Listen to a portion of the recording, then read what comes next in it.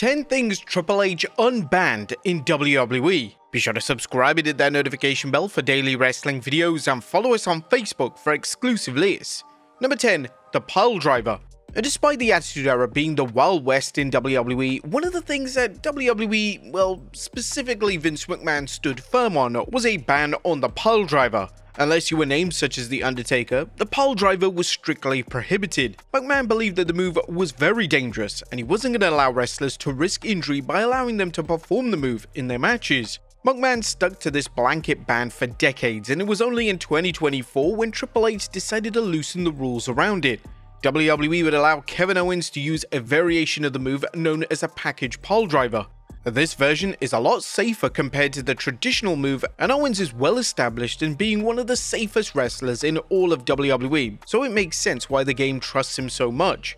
To date, Owens is the only name that has been given the green light to use the move, and unless something drastic changes, it's unlikely to remain a move that is used in sporadic instances. Number 9. Unscripted promos. Under Vince McMahon, talent were micromanaged into oblivion, and this extended to promos. Wrestlers, unless they were at the upper echelon of the company, were given scripted promos that they had to follow word for word, and if they didn't, McMahon would verbally berate them backstage. Thankfully, under Triple H, this has vastly changed. The game prefers to give talent free reign when it comes to their promos, and this usually sees talent given bullet points, and then they're allowed to add their own unique material. This in turn has turned WWE into the promo company, as some of the work from wrestlers such as Cody Rhodes, Sami Zayn, and Drew McIntyre have been outstanding.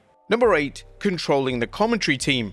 Vince McMahon was obsessed at controlling everything his commentary team said and did, so much so that numerous names quit their commentary position over the years. Whilst McMahon could have easily done this in a relaxed manner, his approach was outdated and borderline tyrannical, as he would often scream at the announce team whenever they said something that he didn't like. Under Triple H, the idea of controlling the announce team is out of the window. For the most part, Michael Cole as lead announcer for WWE is completely trusted to run the show and run commentary, and the results speak for themselves. The sheer quality of the commentary output in WWE vastly improved overnight, and Cole didn't just have his love for pro wrestling reignited. For the first time in years, he seemed genuinely happy calling the action. Cole himself has spoken at length about how happy he is under Triple H's management. This is what the WWE veteran had to say during an appearance on the Pat McAfee show. I think that freedom has really allowed the superstars, and I know for me, and I know for Pat as well, has allowed us to be more entertaining, to be more relaxed, to be able to sit back and enjoy this product as a fan. Also, who knows characters better than the character? Seth Rollins knows his character better than anyone on the planet, so why not allow him to be able to bring that character forward? I've seen everything in this business for nearly 30 years. I've never had as much fun as I've had the last couple of years. Not only working with you, but working with Paul Levesque. Now, it's certainly alarming that McMahon had no idea that trusting his talent to do their job was the secret to them producing the finest work they've ever done. Number 7. Shorter premium live events. Our fans are split on whether Triple H's approach to premium live events is an improvement compared to what came prior. The game opts for shorter PLEs, and usually these cards have 5 matches. This allows everything to breathe, yet often a lot of key matches aren't able to make the actual card, which can often be disappointing. Also, these shows are filled to the brim with commercials, and this is obviously a TKO call, but it still impacts the quality of the show overall. Vince McMahon was obsessed with stacking his PLE match cards, and this became highly detrimental when it came to shows such as WrestleMania 35, as the show went on until midnight in the US, and it was so late that fans struggled to get home. There needs to be a balance there, and hopefully in time Triple H finds the right balance between a concise PLE match card and a match card that satisfies the general WWE audience. Number 6. The word wrestling. Now, under Vince McMahon, the word wrestling was seen as a taboo word, as if it was almost as if McMahon was ashamed to run a pro wrestling company. This is why McMahon would coin the term sports entertainment to refer to the pro wrestling aspect of the company. According to McMahon himself during an appearance on the Pat McAfee show, he believed that distancing himself from the word allowed WWE to separate themselves from everybody else. There's always been wrestling. I wanted to separate us from everybody else. My dad wasn't a part of that. Well, he was part of the NWA, but he had his own branding. It was Worldwide Wrestling Federation many years ago, and I thought that was brilliant. Wow, you're making yourself different from everyone else. And at the time when I bought my dad's business, he'd have never sold it to me if he knew what I was going to do. It's like, separate yourself, be who you want to be, especially the brand. It's WWE. It was WWF, which is another story. Under Triple H, wrestling is no longer a dirty word. Wrestling is name-dropped every 5 minutes on Raw and SmackDown, and finally embracing the art form of pro wrestling is certainly helping a lot of lapsed fans get reintroduced to the WWE product once again. Number 5. Breaking kayfabe. Now, kayfabe is the act of making wrestling seem real to the outside world. Vince McMahon, with a few exceptions, kept this intact for decades. However, this all went out the window when Triple H took over. In Triple H's era of WWE, wrestlers openly talk about being a face or a heel, and even the opening of Raw on Netflix had Triple H breaking down the secrets of pro wrestling. The game would address WWE doing this on the post-Raw press conference, and his comments surprisingly led to a lot of controversy. The reaction seems like we did a good job with it. That was the intent, to capture the emotion and let people know we're not hiding what we do. I saw a lot of the chatter today from people saying, oh my god, they said heel and face and shoot and work in one promo. We're not hiding what we do, that's what we do. To be honest, I think most of the world understands those terms and they've almost transcended our business. It's what it is, people know what we are, we talked about it. We're not insulting anybody's intelligence, we're an art form, absolutely an art form that captures people's emotions. We don't take ourselves as seriously as most other people take us. Now, this has continued into the second quarter of 2025 as names such as The Rock have discussed the makings of their storylines just minutes after the show has gone off the air. It's understandable why traditional wrestling fans hate this type of thing, and it's unlikely to change anytime soon. Number 4. Outside bookings. And once you were signed to a WWE contract under Vince McMahon, the chances of McMahon allowing you to work anywhere else for a one-off appearance was extremely unlikely. Bookings of any kind had to be approved by McMahon, and he mostly rejected every single one of them. This led to a lot of disgruntled wrestlers over the years, as it wasn't just independent dates that wrestlers weren't permitted to attend, it was even movie and TV projects that in turn would have been amazing for their stature and popularity as a WWE name.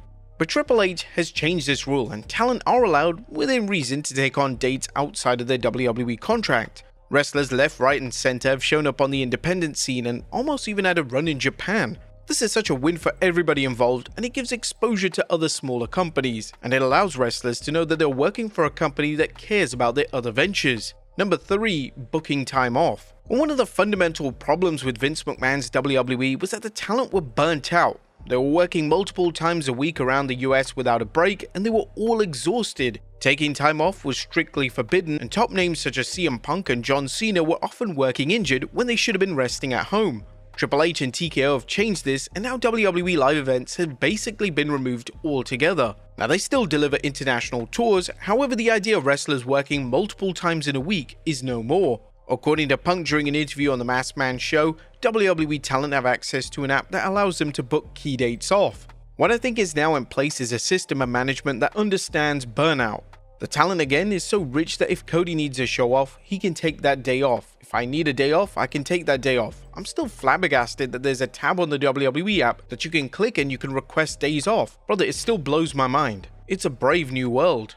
Now, the new WWE schedule has received endless praise from WWE veterans such as Randy Orton, and this is something that could have easily been introduced a decade ago, yet WWE just didn't want to put their talent welfare at the forefront. Number 2. Bloodshed. And WWE have managed to figure out a way of incorporating blood into their top angles without breaking PG guidelines. Blood can be a great tool in selling the emotion and intensity of a pro wrestling angle, and thankfully Triple H has decided to unban bloodshed. Key moments such as Drew McIntyre vs CM Punk inside Hell in a Cell and The Rock attacking Cody Rhodes have all led to bloodshed, and this has helped take the angles to the next level. WWE have thankfully not overused the blood, as it's used sporadically and only when the time is just right. Vince McMahon insisted that blood wasn't to be used in the PG era, and he often lost his mind if doctors couldn't patch up any unintentional blood in matches. According to Triple H on the Impulsive podcast, WWE haven't exactly changed their philosophy on bloodshed, but when it's needed, they will pull that trigger. Cody gets busted open the other day. It's shocking, especially in the right scenario. It was powerful. A lot that happens all the time, who cares? You know what I mean? So it's not a shift of philosophy, it's just when it's needed. Pull the trigger. But the discipline is only pulling the trigger when it really means something and when it's shocking, not when it's just, oh, we should do this when it counts. Now, a lot of fans have theorized that TKO is completely cool with WWE unbanning blood, especially with UFC featuring blood in virtually every bout. This is a smart theory and has a ton of merit, but would need to be confirmed by a TKO representative or even Triple H if it's true.